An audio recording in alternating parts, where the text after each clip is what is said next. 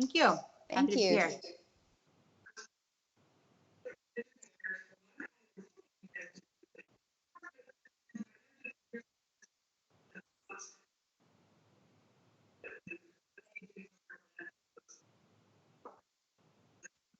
Sure. So, hi everyone. I'm Sarah Sanger. I have been in the cannabis industry since 2016, and at that time was motivated just by kind of the inefficiencies of the marketplace, the timeliness with the California election, and just some family members that need the medicine that provided compelling motivation for me. So, I've been working in a variety of capacities in the industry, most notably developing cannabis real estate. And a big part of developing cannabis real estate is getting the permit or working with a tenant to get the permit or starting the permit process. And it's a very big part of the entire business plan that a lot of people overlook or try to ignore or hope will just magically fall into place.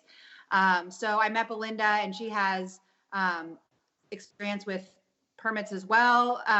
And we just decided that our experience was pretty complementary and our work styles worked well together. And we decided that in our minds, we had a lot of information that was a valuable resource. So we thought that if we put together our different perspectives and our different repertoire of experience, that we'd have a product that would be valuable, widely valuable. So that was what motivated us to get started.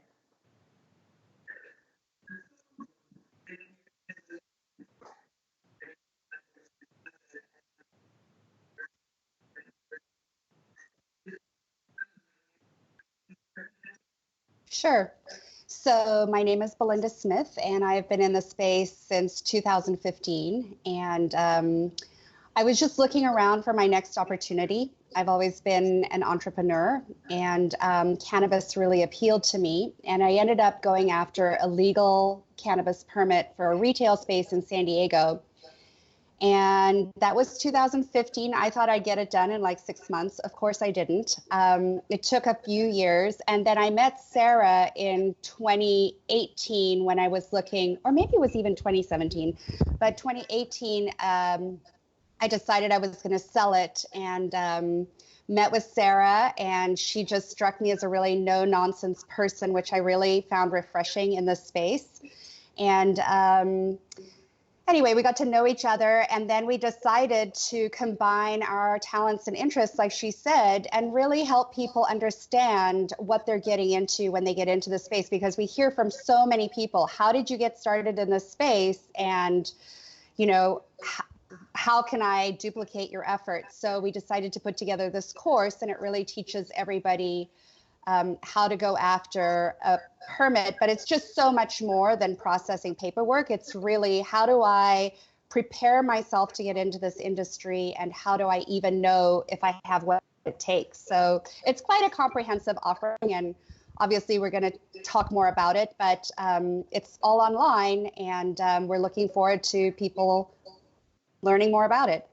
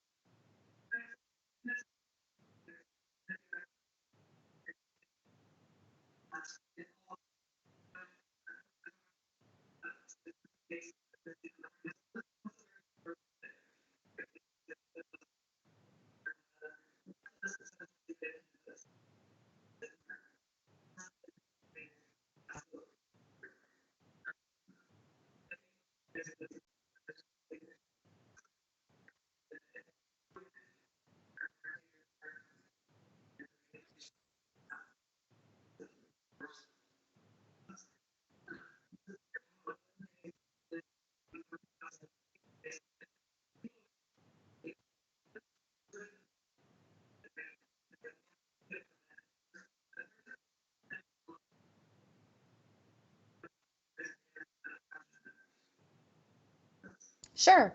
So if you want to be legal in your state, so every state that's legalizing cannabis is highly regulated, and you absolutely have to have a permit to operate. There's usually a permit in your local city that you need to obtain, and then you also usually need to get a statewide permit to operate. Obviously, it's federally illegal, but at some point, hopefully not too far off in the future, we are expecting you'll apply for a federal permit also. Sarah, do you want to add to that?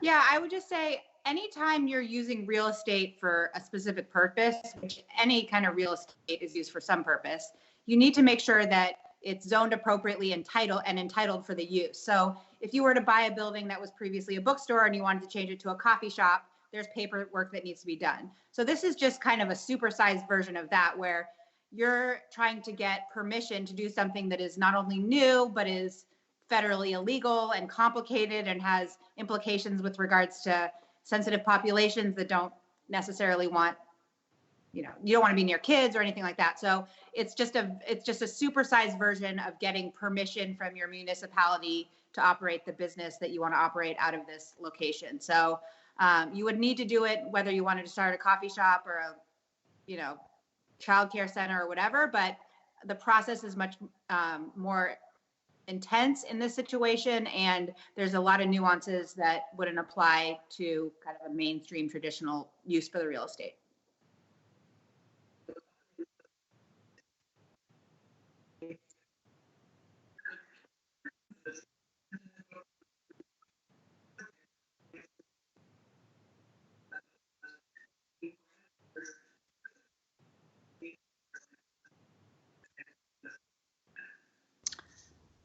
I'll start with that one. I think the biggest complexity is that it's different depending on where you are. So every licensing body, whether it's your city or your state, most typically it's going to be your city, is going to have different criteria. So in some cases, they may want it to be someone that's lived in that city for a certain amount of time.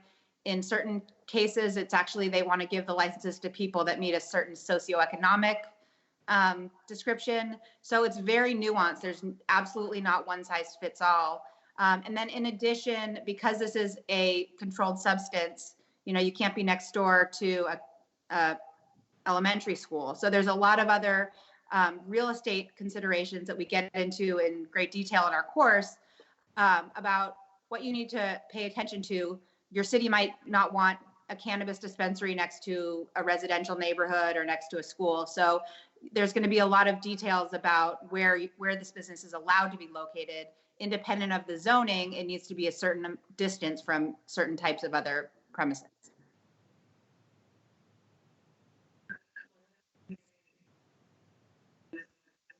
Yeah, I mean, I think a lot of people dream of getting into this business, and I think they don't really realize how challenging it is. And almost every city decides to go with what's called a conditional use permit. Sarah mentioned it.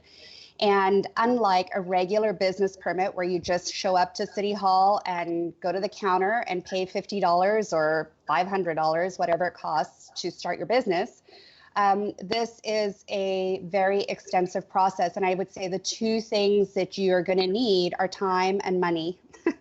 And if you don't have either of those, I mean, sometimes you can make time in your spare time and work on things on the weekends and nights and things, but you're definitely going to need money. And I was totally unprepared for how much money I would need.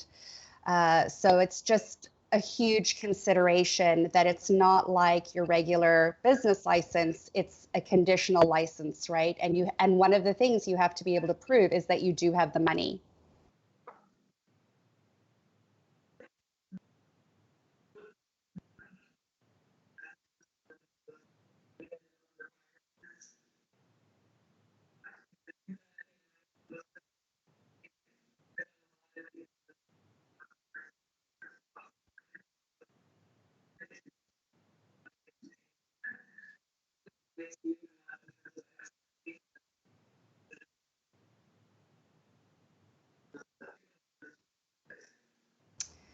Well, like I said, I thought I'd get through it very fast. And even my land use expert that had done a few applications previously thought, oh, this is going to be a cinch. And I think we would have been through it in 5 months, except that then our competitors started throwing up roadblocks. And ultimately, it took close to 2.5 years to get through everything. And the entire time we were paying rent. And so I think this is one of the big pitfalls that, people can encounter, and that they're not necessarily understanding that that is a possibility that could happen. And because most cities only offer a limited number of permits, it's very, very competitive. So you need to be prepared for the worst case scenario, and then just when you think you've hit the worst case scenario, make sure Add you 2 have years. just have another contingency plan. I mean, I think I became a master at contingency planning because it's just not like regular industries. So if you can think, to use a terrible phrase, to think outside the box, or if you can think of a backup plan every time you have a plan and then think of that worst case scenario, I think you already have the type of personality that could be successful in this business. Yeah, I would echo that. I think the cost is going to vary a lot depending on what type of license you're trying to get and what state or city you're in. But as far as the timing, that's also going to depend. But when it's competitive or highly sought after geography, I mean, we're not talking about a process that takes months. We're talking about a process that takes years, almost without exception, because the stakes are high and the cities are just learning how to do this. This is not a well-established process that they've been doing for decades. So absolutely take whatever you think is the worst case scenario and then probably double it. And in the municipalities that I've experienced, that is the rule, that is not the exception. It's just really, really long process. How different do you find between the different municipalities, like the different requirements? This is something that was very surprising to me. So it could not be more different. Okay. In some one extreme, it's a lottery. You fill out an application with some basic information, and they draw a name from a hat. In other municipalities, it's a merit-based process where you spend tens of thousands, if not hundreds of thousands of dollars, putting together basically your pitch for yourself and why you're the most qualified applicant. And then there's a subjective decision that is made by a committee to determine who is the most qualified. So those two things couldn't be any more different. Right. Then you throw in a wrinkle of certain cities are trying to give opportunities to populations that were adversely affected by the war on drugs. So that's just a completely different wrinkle where the city will define who they think these populations are. And if you meet the criteria that specific city has set, then you might have a advantage in the application process. So I would say it couldn't be more different. And it's gonna vary dramatically from one situation to the next. There's certain cities where you have to have run a certain type of business in that city for a certain number of years, or you have to have lived in a certain part of that city, or there's just a million different versions of what is required and what can be looked for. But the most basic way to show the range of outcomes is one is merit-based versus random lottery. I mean, couldn't be more different. That's huge, right? Because then it comes down to luck. And I thought something that Belinda mentioned was interesting too, is that it's not just the cities and the municipalities, right? Because there's the cities and municipalities, then the states, and then the federal government. But you also mentioned that competitors and advocacy groups are also, there's different groups that are in there as well that you also have to be on the lookout for. Yeah, I was very surprised by, California is a very liberal state, obviously, and I was surprised at the pushback that I got from my local community group. And this is it wasn't even a group that was sanctioned by the state or the city or anything. Actually, that's not entirely fair. They are sanctioned by the city, but they have no legal weight. But I still had to present to a lot of them, and they were your typical NIMBY opposition, not in my backyard, NIMBY, and they did not want anything to do with cannabis in their neighborhood, despite it being legal by the city and despite it being legal by the state. So there's pushback, and in some early permits in the city where we live in San Diego, these NIMBY opposition were actually successful in shutting down applicants in their permitting process. So the city did catch on to it, though, and finally decided we're not going to allow this. This is something that is legal. These people are paying a lot of money. These are legitimate business people, and we are going to allow these permits to go through the process. So we still had to present to all these people, but at the end of the day, it didn't really make a difference, luckily for me. Yeah, I mean, I think you can tell from hearing Belinda. I mean, one of the other character traits that's going to be important for success is to be resilient. You're going to be told no, and you're going to be told no, and you're going to be told not now, or not like that, or not in this building, and you just have to sort of not take no for an answer.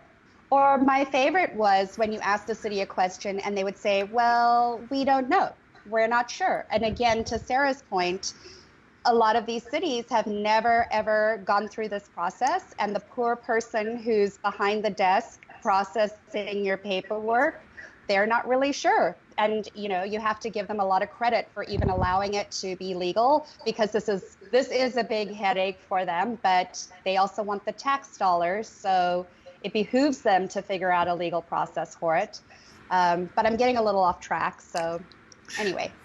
No, it's great. I think that the more people understand, right? Like I've worked with so many clients over the past few years that thought they were really set. They had a minimum of, let's say, 6 months rent, right? Because you have to have the location, and they had contracts signed, they had the rent, and then it's a lottery, and then they weren't turned down, or it was pushed back another year, or it was, there's so many ors that go into it that if you're not prepared, and if you don't have that resiliency and that thick skin and that determination to know that that's really what you want, I think that there's so many different ways. There's more reasons almost to jump out of the process than there is to stay in.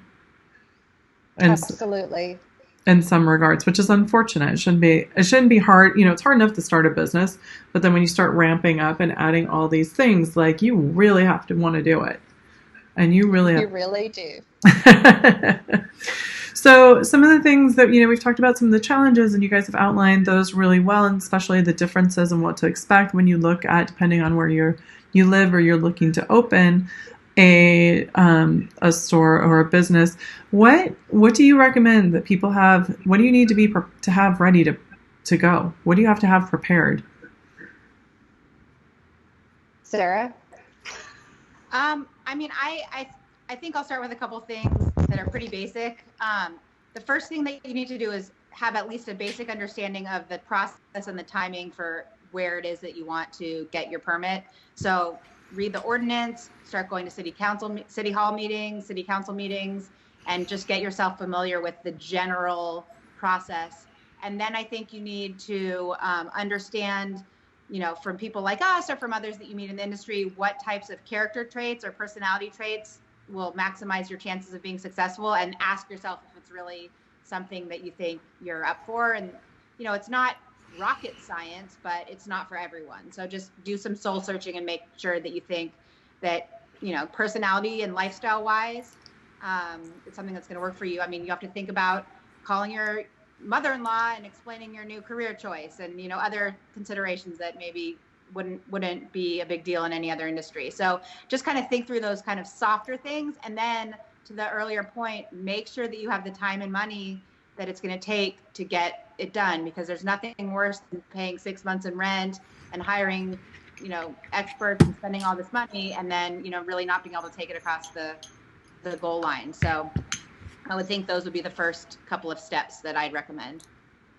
I would add to that, we go into this a lot in our course, by the way, and we've been told it's super, super helpful. And many people who've taken the course, just the people that have helped us flesh it out, have said, where was this course when I was trying to figure out if I wanted to get into this industry?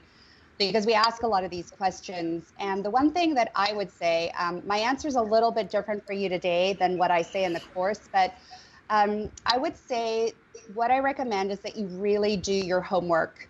You really need to understand the timeline that the city is going to give you. You really need to understand who your competitors are going to be. You really need to understand the location that you're looking at. Is it really a great location? What's the difference between a great location and a mediocre location? And I don't care whether that's production or a grow operation or retail or what you're trying to do, but it can make a huge difference for you and your employees. Yeah. So I think doing your homework, so just doing as much research as you possibly can. I mean, something I've learned in hindsight is that there's really kind of a window to the opportunity. And as a state brings their licensing and their permit opportunities online, it's kind of a mad rush, kind of like a gold rush, if you will. And that sometimes it's maybe better to wait and see how things shake out so that you can see the lay of the land and see who your competitors are going to be. How well funded are they? Do they have the smarts and the know-how? Do they have any experience in the industry? But in other situations, maybe you do want to be first to market, and that has a lot to do with how your ordinance is set up. So just doing your research, that would be my answer for today, would be do your homework. And I think that, I mean, you both make a really good point, right? Where is that first mover's advantage? And who can benefit from that versus who can use it to leapfrog. So it really, and part of that, there's so much that goes into it, whether it's resources, personality, timing. Not everyone who's coming in is the first mover advantage isn't always the best thing. I mean, feel free to ask MySpace, right? It's easy to come in, but sometimes you can just take it and run with it and kill it like Amazon has. And I know that there's examples in the cannabis space as well, but I think that there's so many different ways to approach it, but there's so many factors that go into it that some are in your control and some are not, right? Yeah, I just want to caveat that with some processes are literally first come, first served until they run out of permits. So in those cases, you pretty much just have to go for the first mover, but absolutely correct in general that sometimes it's a lot better to see the fallout and see how the process is playing out, and sometimes pick up some learning along the way, or even pick up assets of people who got to the 5-yard line and weren't able to get it across the finish line. Yeah. And the goal is for everyone to be able to get it across the finish line. So, it goes into understanding how many permits are available and what those resources are. Absolutely. So as we look at what it takes to get a permit, you guys made some really, really good points. Is there anything else that someone should expect from the process, or just that it's going to, double your worst expectation? There's a lot. Sorry, Sarah. No, go ahead. There's a lot you are going to encounter. We go into almost everything that we have encountered in our class. I'm sure there's things over the years that we will continue to learn that we will add and make the course continue to be relevant.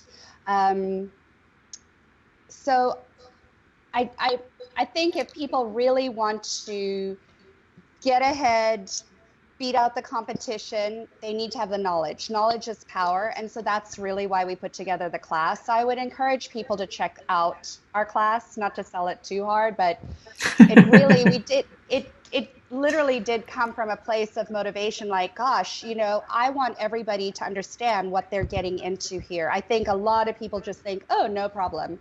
And we've sort of touched on this, but it really is the most challenging thing I've ever done. At one point, before I was getting ready to open my store, I got interviewed by our local KPBS station, and they said, what is this like? And I said, well, I have to tell you, up until now, I thought hiking. I once hiked the trail to Kilimanjaro. I didn't climb the mountain, but I hiked through the Himalayas in Nepal, and I said to him, I thought that was hard, but this is even harder. And I just think that people are just really, really unprepared for how hard it is. So hence the course.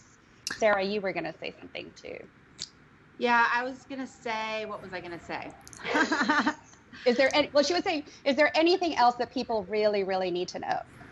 I guess I think I just can't emphasize the time aspect enough. Not only is it going to take longer on the calendar, it's going to take more of your time than you think, because you're going to be dealing with, a new hire at the city that doesn't understand the process, or a neighbor that wants to meet with you every week to make sure that you're going to close your store at the appropriate hour. It's just a very demanding process in the best of circumstances. So just really make sure that you have kind of thought through that and planned accordingly. Love it. Love it. I know, and you guys will have a chance to share more information about the course at the end. And you guys watching as well, they've offered a 50% promo code for anyone who is interested in going through their permit course. But I want to talk about that at the end. What I do want to find out is if there's anything, I know a lot of this is in the course, but if there's anything else that you would want to share, just a little bit of information in terms of what to expect too from the permit process, just to make sure that people truly understand it, because I think that it's very challenging and it's a lot more difficult than people think it's going to be. But what is the reward? And I think that's something we want to touch on as well, is when you guys have been able to help people get across the finish line, what is the reward that you see that they then have? Well, you should know that we give certain tools. Like the class it's online, it's self-paced. You can probably finish it in 2 to 3 hours, so maybe a Sunday afternoon. And we do offer 3 tools to complement the lectures. There's a small project plan to keep you on task. There's also a free business plan template that you can use to fill in your information. In many cities, they require you to have a business plan. And then we also give out a pro forma, which is one of the biggest questions everybody asks us, like, how much does it all cost? And so there's a pro forma in the class materials that you can X out our costs and put in your own. But we do share with you some of the costs that we encountered. And that, I think, is really, really helpful. And like I said, it's self-paced, so you can go through it at your leisure and then come back to it. And forget where else I was going to go with this answer. But that's pretty much the course in a nutshell. I'll add just the importance of real estate. I'm obviously biased because this is the discipline that I'm coming from, but understand that in most cases, you're going to have identified the premises before you can submit your application. And so what that means is that you've already had to have that conversation with the landlord about what type of business you're going to run.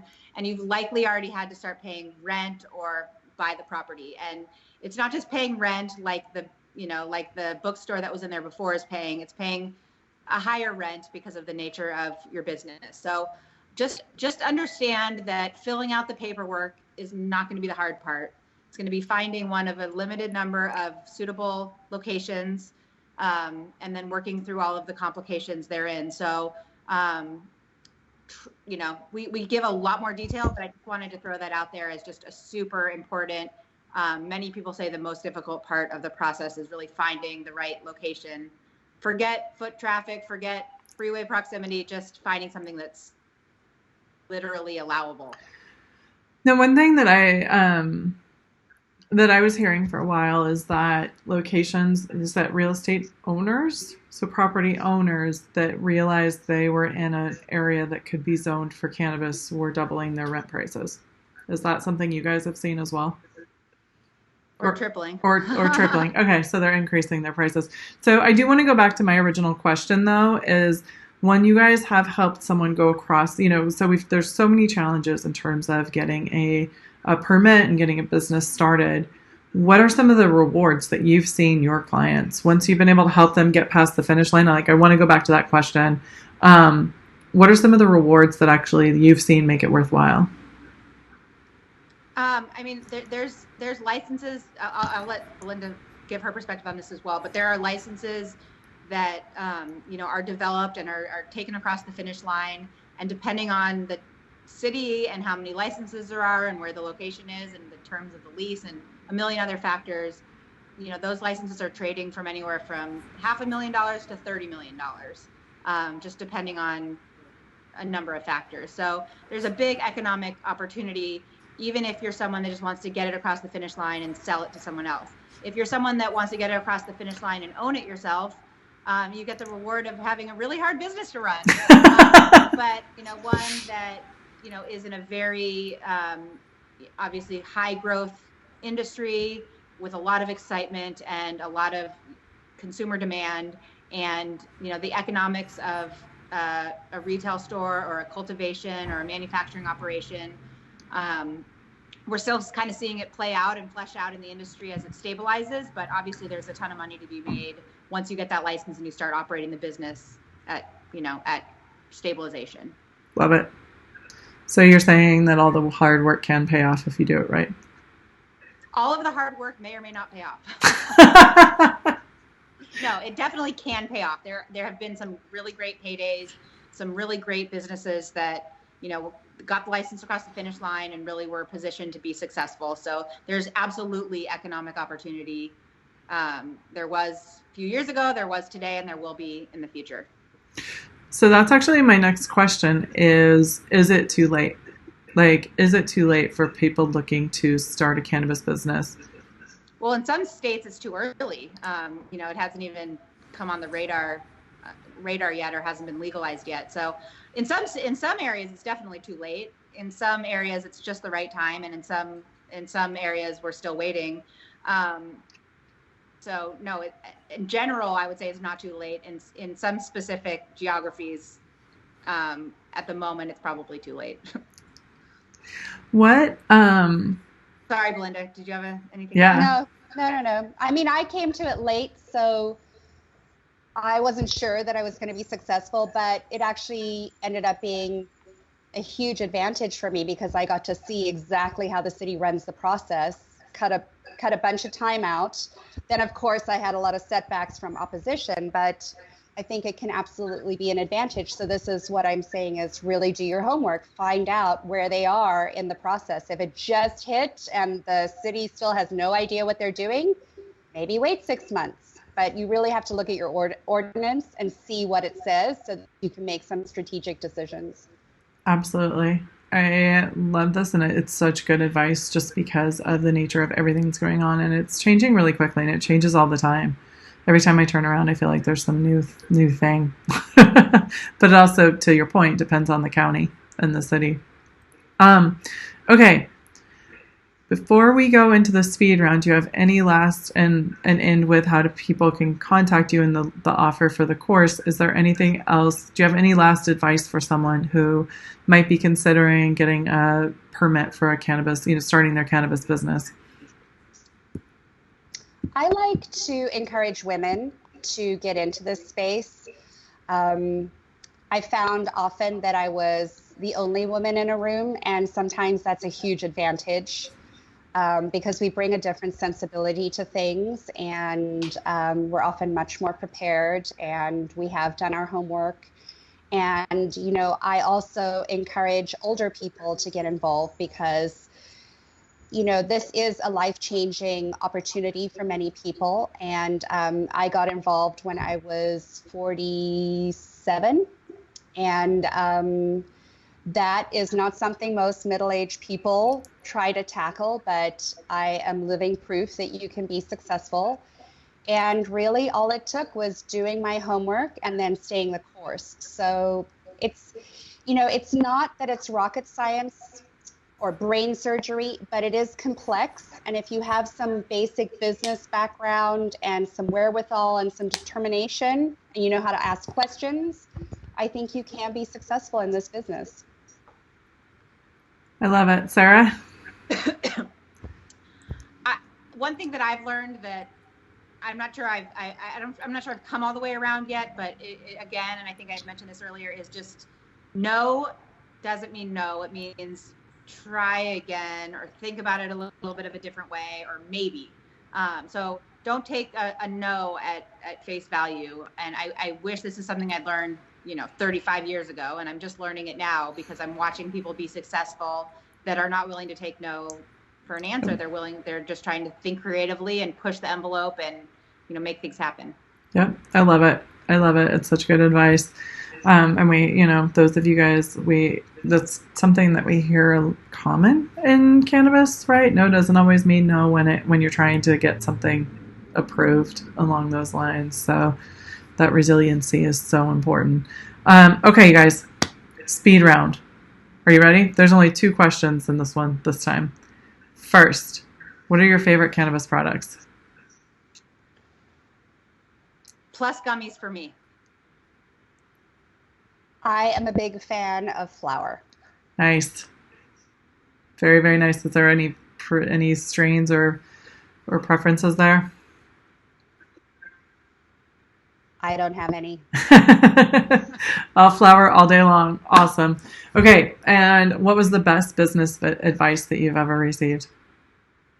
Ooh.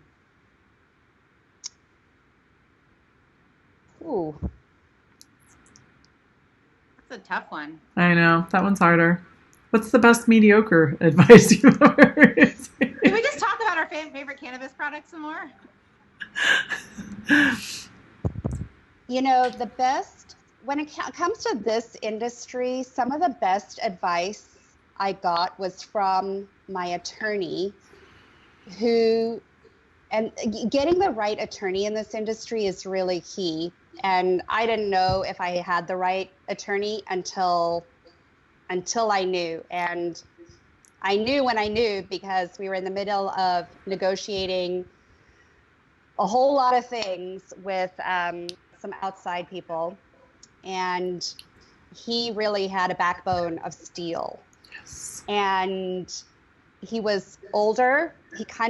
He looked like Mr. Magoo. And I thought when I first got him, I thought, oh my God, is he really going to be able to help me? But he had so much great business experience that, you can't buy that kind of experience. And so the thing that I got from him was his years and years and depth and breadth of experience. And I would have paid him probably double or triple in hindsight. That we did agree on a very reasonable rate. And so I think the best advice I got was someone who was very, very experienced in business. And that really helped. Nice. Yep. I would say the best advice I got was to ask for what you want and what you need when you're trying to negotiate or advocate or put a deal together.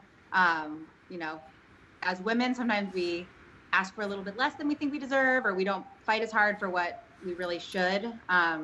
And so I think just kind of being your own advocate and really asking for what you want or asking for a little more than what you want, so that you end up where you feel that you should be. Absolutely. Those are both great advice. I think there's something to be said for, I don't know about you guys, but how many clients have you worked with that say they wish they would have found you sooner because they were trying to avoid paying high rates, so they went with people who might not have been able to help them do the job the way it should be done in the long run. I hate redoing other work. I don't know about you guys, but having to tell somebody that they have to start back here because everything's kind of a little messy is it's a difficult conversation, but sometimes you get what you pay for. Okay, so those were the 2 speed round questions. Thank you. I know that last one was a little tougher. I'm going to put the lower third that has the promo code and the URL so you guys can let people know what where to reach you. And all of you watching, these 2 women have put together a course. I've actually gone through part of it. Not quite done with it yet, full disclosure. But they've put together just a tremendous course that's really well organized, and it's a great stepping stone for people who are looking to start their cannabis business and one that requires a permit for sure. So I'm going to let them tell you in 30 seconds, each of you, a little bit about it with the promo code and the URL underneath. So go ahead and take it away, Sarah. You first. Well, the best part of the course, in my opinion, is our little segment on horror stories. So hopefully you can get a little chuckle when you get to hear about some of the crazy, the facts are stranger than fiction, things that we've encountered as we've pursued some of these permits. But I think it's really just an overview that's detailed enough to be useful, but general enough to be relevant, that walks you through kind of some of the main steps, main things to accept, main things to consider, and gives you some actual downloadable tools that you can use as you put your own business plan together and you start working on your business. These are the things we'd all wish we would have known, and things that will kind of save you a lot of time, effort, and aggravation if you kind of get ahead of them. Love it. All right, Belinda, 30 seconds. Your turn. When you complete our course, you'll be able to understand how the permitting process works. You'll be able to completely navigate it for your neck of the woods. You'll be able to complete a business plan and have a solid understanding of the costs, because everyone wants to know how much does it cost, and it costs a lot. And I think also all the financial considerations around the costs and how you raise money or find a partner, et cetera. And this is all in our course. It's very comprehensive. And then I think it ultimately gives you a stepping stone to begin pursuing your dream. And that's where we want to leave people with, this is how we got here. Let us explain to you how we got here, and hopefully you can replicate what we've done. Awesome. That's fantastic. So you guys, teampermitpros.com.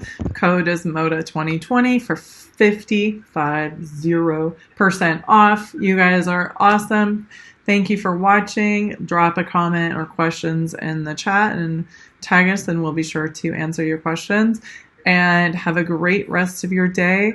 Ladies, I really appreciate your time. It's been fantastic, and I will talk to you guys soon. Thank you all. Thank you. Thank you. Bye.